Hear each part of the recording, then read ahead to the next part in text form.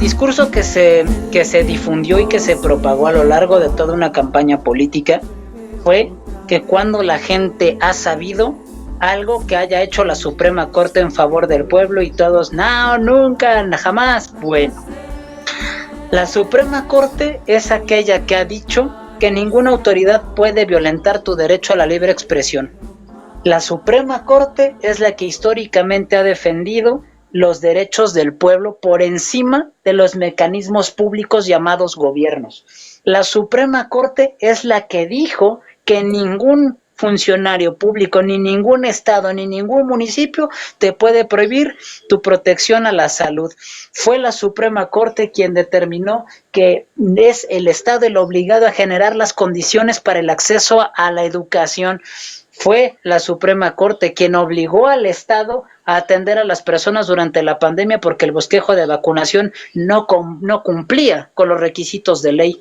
Fue la Suprema Corte de Justicia de la Nación que estableció, fíjense qué curioso, no fue el Ejecutivo, no fue el Legislativo, fue el Judicial a través de la Suprema Corte de Justicia de la Nación quien dijo que un derecho humano no tiene por qué estar descrito en una ley para que éste sea reconocido.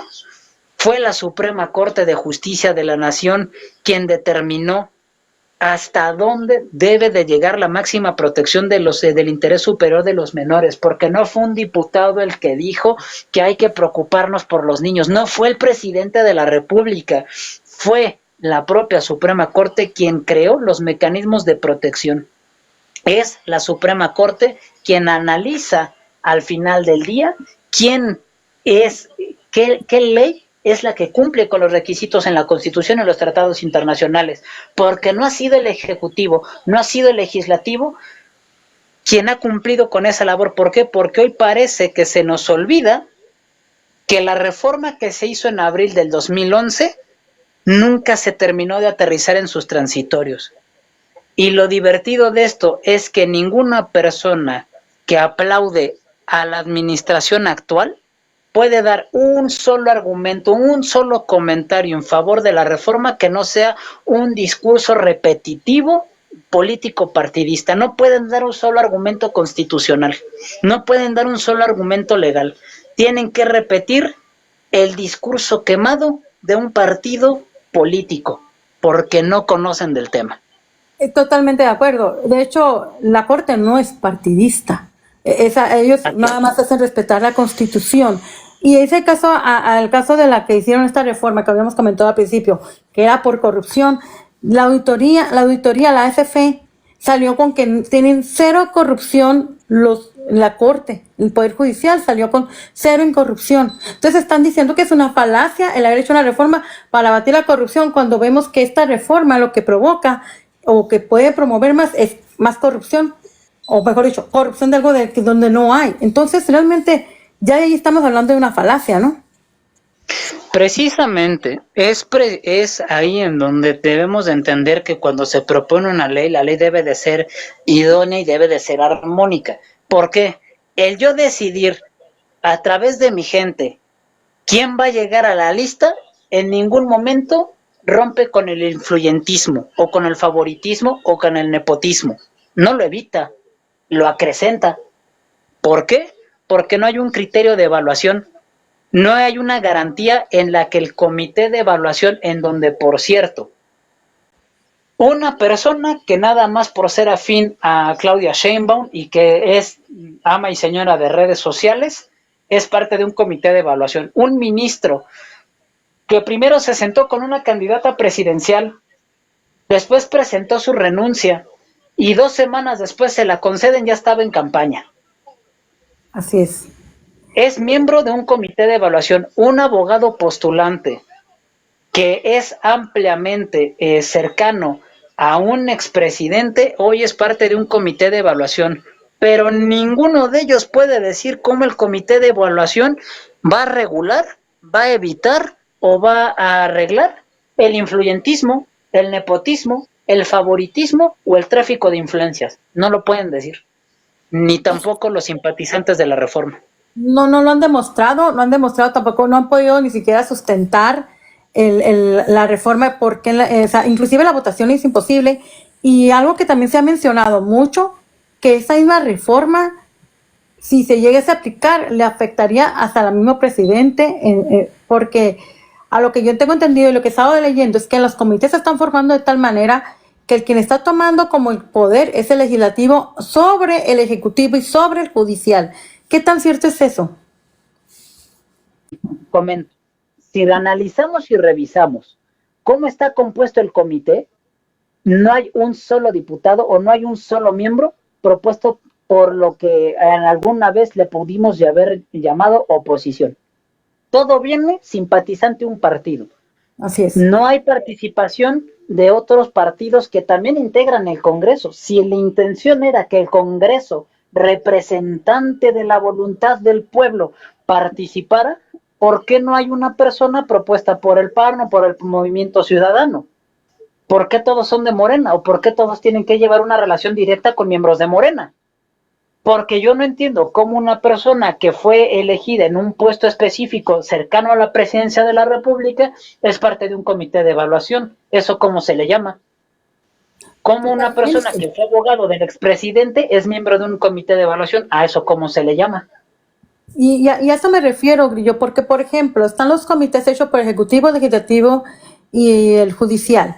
Pero lo que llama la atención mucho es que inclusive en Morena hay demasiadas tribus. Y había un reclamo de Noroña Monreal de decir, oye, estás poniendo más de tu gente que de la mía.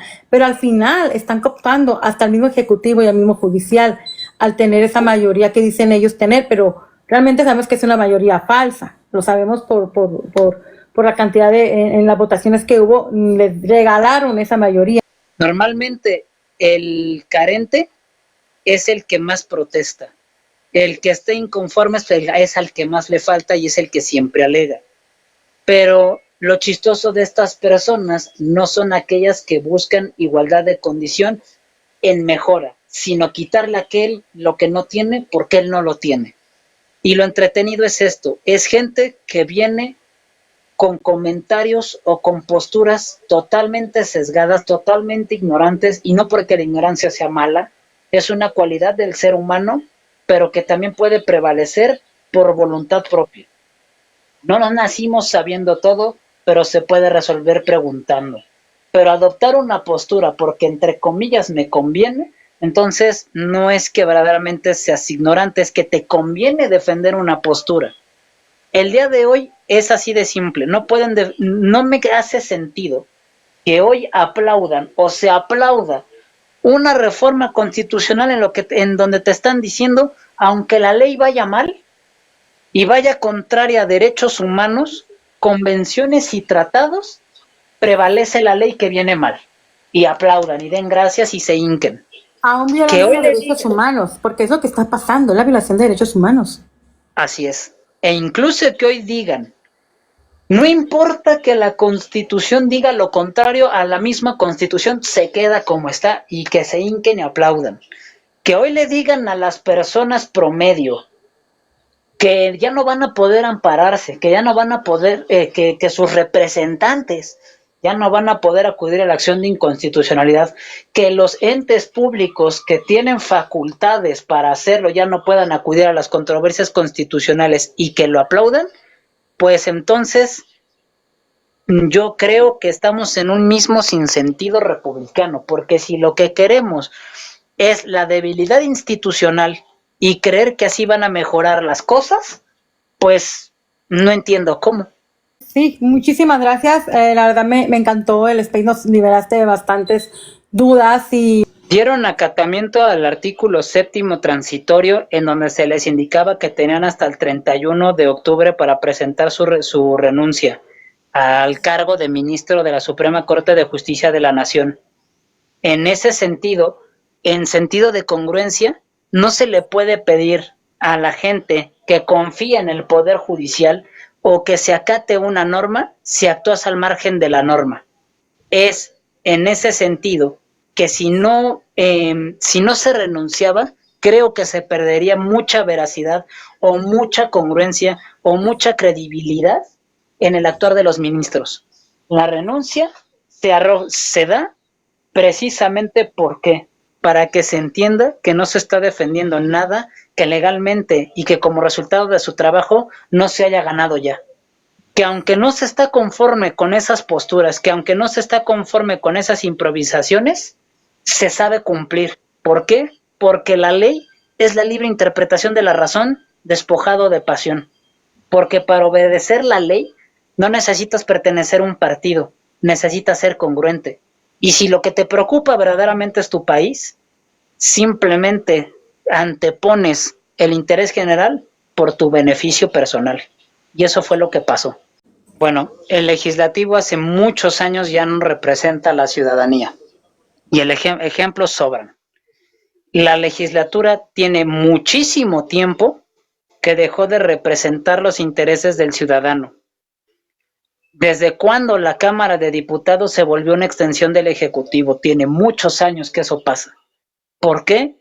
Porque tenemos que entender que la Cámara de Diputados no está ahí para decirle al presidente lo que usted guste, quiere y mande y convertirse en un cheque en blanco y convertirse en una extensión de su gabinete. La Cámara de Diputados se creó desde los romanos para que precisamente los plebeyos tuvieran un eco ante las grandes esferas de poder, como era el Senado de Roma. Hoy, en México, lo único que se tiene es una caja de resonancia, en donde ningún diputado ha podido dar una razón en protección al pueblo para decir el por qué votan por una ley. Nos quedó clarísimo que 628 legisladores no pudieron darse cuenta que el texto iba con contradicciones. Al final de cuentas, lo único que hicieron fue defender lo único que les interesa, el partido político, no la gente. Un senador diciendo que está votando por el bien del pueblo es un senador que desde ese momento te está demostrando que no tiene ni espartana idea de dónde está parado. Porque el senador no defiende los intereses del ciudadano, defiende al Estado y los intereses del Estado, que es lo mejor para la administración pública, no lo que es mejor para la ciudadanía. Y si eso el ciudadano no lo termina de entender y no le conviene terminarlo de entender, entonces no tiene caso que sigamos insistiendo en qué, en que el Congreso de la Unión nos ha abandonado, pero seguimos creyendo que el senador, si el senador no te dice, yo te prometo que voy a ver por ti, no votas por él. ¿Por qué? Porque es lo que quiere escuchar la gente, que van a velar por ti, que te van a ayudar, que te van a resolver, que te van a regalar, que te van a impulsar, que te van a dotar, que te van a llevar. Si no te dicen eso, no votas por él. Porque una verdadera propuesta de un senador es decir, voy a crear las condiciones administrativas y políticas. ¿Para qué? Para mi Estado, para que mi Estado a través de tus representantes, como es tu ayuntamiento, como es tu diputado local y federal, te genere condiciones. El diputado solo representa un distrito electoral, tampoco representa a la mayoría. Entonces, si el diputado no termina por entender que no es autoridad, como les encanta grabarse en redes sociales de que se sienten autoridades, entonces no han terminado de entender el ciudadano votante, vaya, es una redundancia, el mexicano votante, que un verdadero legislador, para que pueda verdaderamente representar la voluntad popular, te tendría que decir qué te va a dar y cómo te lo va a dar. ¿Por qué? Porque un gobernante que te dice que va a bajar los impuestos, pero te va a aumentar el salario, es en sí mismo una incongruencia. Porque lo que alimenta las finanzas del Estado son los impuestos. Y perdón, el impuesto por eso se llama impuesto, porque es una obligación, te lo imponen. No hacen ningún favor en pagar impuestos directos, e indirectos tampoco. Es algo que tienen que hacer los ciudadanos si lo que queremos es un mejor país. Lo que necesitamos verdaderamente es una eficiencia en la transparencia de rendimiento de cuentas. ¿Por qué? Porque en México, discúlpenme, el sistema de recaudación no es el mejor, ni siquiera es envidiable. Y está peor cuando el ciudadano cree que por recibir un programa social te resolvieron la vida. El día que dejen de recibir esos programas sociales, van a regresar a las condiciones de las que aparentemente o simuladamente lo sacaron. En el momento en el que el ciudadano verdaderamente deje de hacer marchas de 2 horas en domingo, en donde solo afectan a otro ciudadano como ellos, van a entender que el verdadero poder no se ejerce desde la comodidad de un sofá. La política en Grecia y en Roma se creó en las calles, sin tener título ni cédula. Se creó atendiendo y reflejando las necesidades sociales y se atendió simplemente en el momento en el que detectaron cómo se podían hacer mejor las cosas. Así de fácil. Hoy en México, si el mexicano sigue creyendo que tiene que venir alguien, te tome de la mano y te diga por dónde te tienes que ir, podemos sentarnos y esperar a que llegue. Porque no va a llegar. De permitirme llegar a ustedes en nombre de mis compañeros, créanme que si me permiten voy a tomarme el atrevimiento de tomar algunas consignas que se hicieron durante las marchas. La intención es simplemente demostrarles que nosotros no estamos defendiendo ningún privilegio. ¿Por qué? Porque al final de cuentas no es un privilegio que te estén cambiando a cada rato de sede sin conocer absolutamente nada. No es un privilegio no tener una hora de salida. No es un privilegio que seas el enemigo público número 1 por un resentido social y por un grupo de personas que simplemente porque tienen un montón de tiempo libre se la pasan aventando comentarios huecos. El privilegio fue pertenecer al Poder Judicial de la Federación. El privilegio y la bendición fue poder ser magistrado de circuito, pudiendo demostrar que muchas veces se puede hacer mucho con poco. El privilegio fue sencillamente ser uno de 1783 juzgadores en México, con la ventaja de que nos vamos y no nos vamos porque hicimos mal las cosas. Nos vamos porque unos cuantos así lo decidieron, que nos teníamos que ir. Y acatando precisamente aquello con lo que no estamos conformes, pero ponemos el ejemplo, nos separamos del cargo porque no creemos ni estamos convencidos que en un país en donde hay gente que no aporta nada, que estira la mano y que solamente avienta comentarios secos, huecos, desde su escasez, tienen el poder de actuar sobre de personas que verdaderamente necesitan urgentemente un poder judicial sólido, fuerte e independiente. Porque por 30 años, sin color y sin partido, la justicia se ha impartido. Porque al final del día, el juez imparcial fue de carrera judicial. Muchísimas gracias.